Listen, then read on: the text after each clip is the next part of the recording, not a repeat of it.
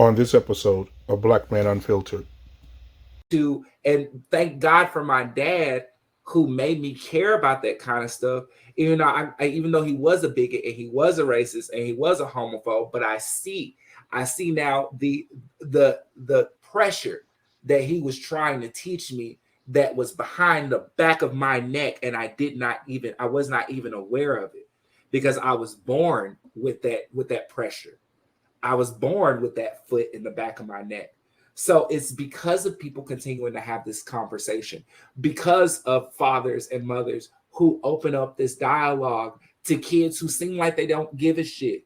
It's that very same reaching out. So I kind of have like I kind of feel a certain type of way, Brian, when you say I can't worry about them. That's absolutely opposite of what we should be doing. We have to worry about. It's a waste of time. I'm not. I can't worry. I can't.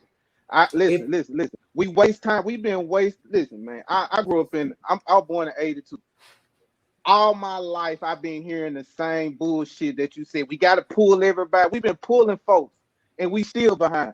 A lot of people just got to burn the parish, man. A lot of people just not meant to move on in life, bro. The dope fiend on the corner.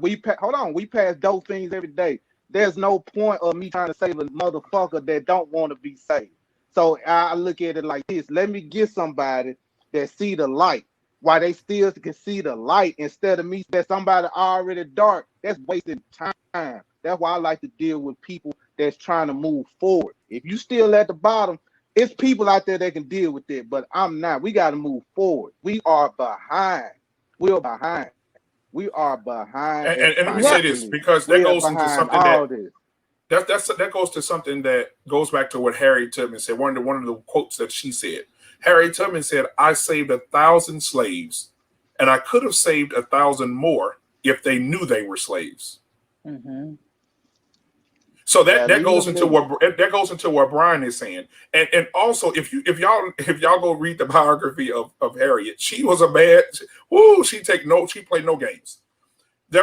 She had in the biography where she was on a train, and one of the guys said, "No, I got to go back. I got to go back. The master gonna kill him. I got to go back. I got to go back and be with master." She said, "If you try to get off this train, I'm going to blow your brains out." She said, "I cannot allow you to go back to master and mess up the success I've had of saving the rest of these people. So if I have to kill you, I will kill you. But you're not getting off this train." Goddamn right. But sometimes, but that shows you the sheer force. She was not going to let another black person suffer under their own standard, not for themselves or not for anybody else. I'm not saying Listen, she ain't having a person that's gonna stop the greater good of what she's trying to do is free the niggas that want to be free.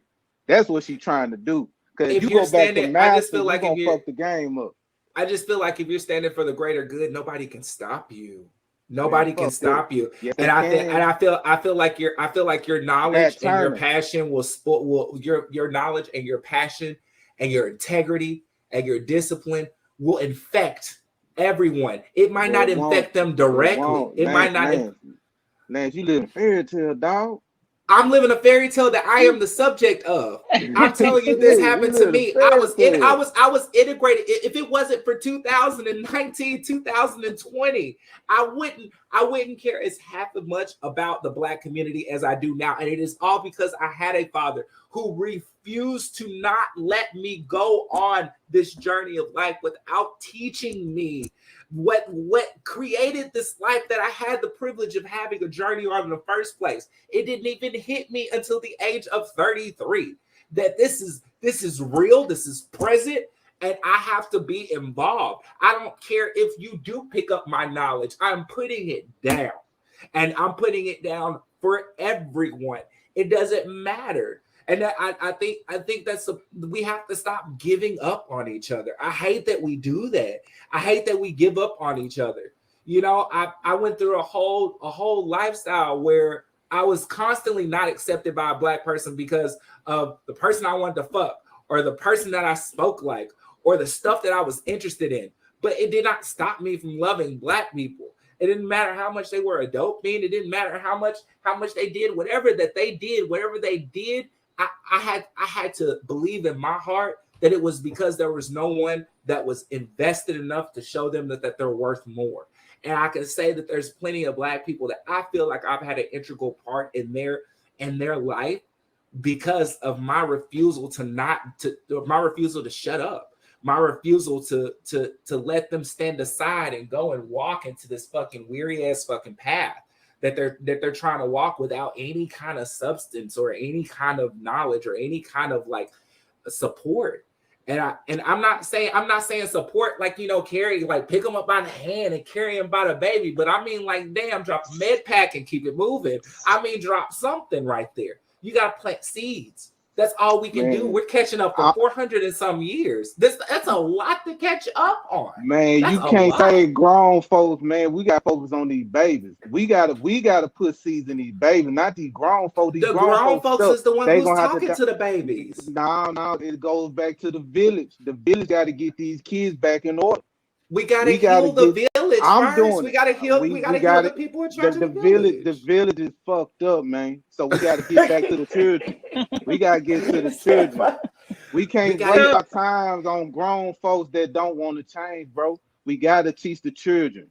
Yes, these kids aren't. I deal with adolescents that kill people, that done fucked up shit, rob, murder, all that, and their households is fucked up. But you know what the problem was? Nobody never just told them anything. We never get, us men and women don't reach out to these little young motherfuckers. It goes back to why I always tell people, we so concerned about our own children, but we ain't never concerned about them.